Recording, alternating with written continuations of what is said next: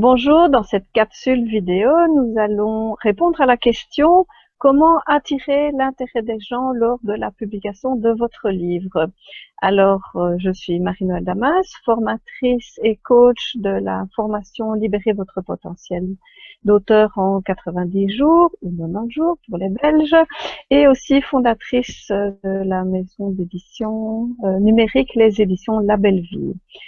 Mon collaborateur, c'est Michael Messa. Il est infopreneur, il est auteur et spécialisé du marketing des livres sur Internet.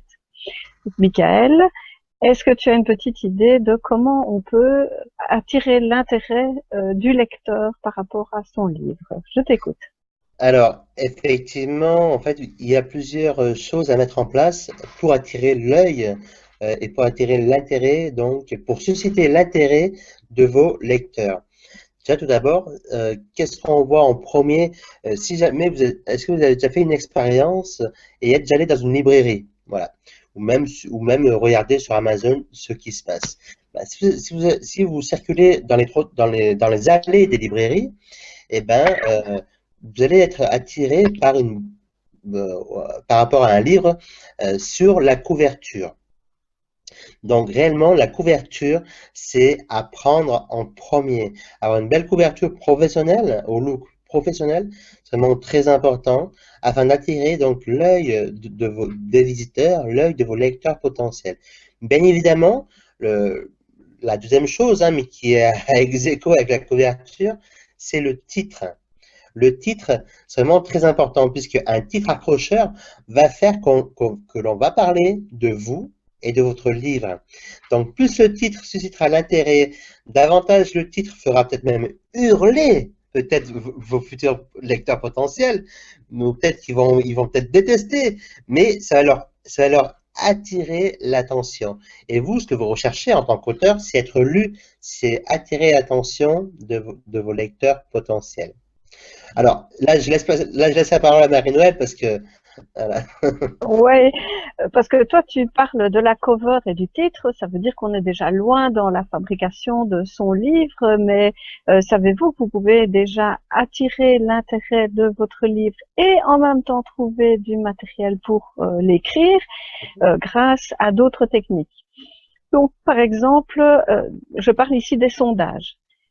Faire un sondage, c'est pas si compliqué. Vous avez une page Google, vous avez une page Facebook.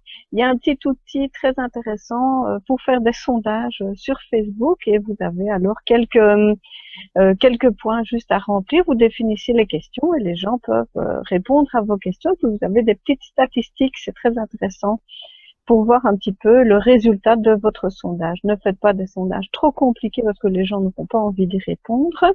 Mais ce qui est intéressant, c'est que si vous posez les questions, donc non seulement vous aurez des réponses qui vont vous aider pour l'écriture de votre livre, mais en plus, vous allez commencer à mettre une petite graine dans la tête de vos lecteurs. Ils vont dire, tiens, qu'est-ce qu'il ou elle est en train de nous préparer? Et c'est ça qui est intéressant avec les sondages.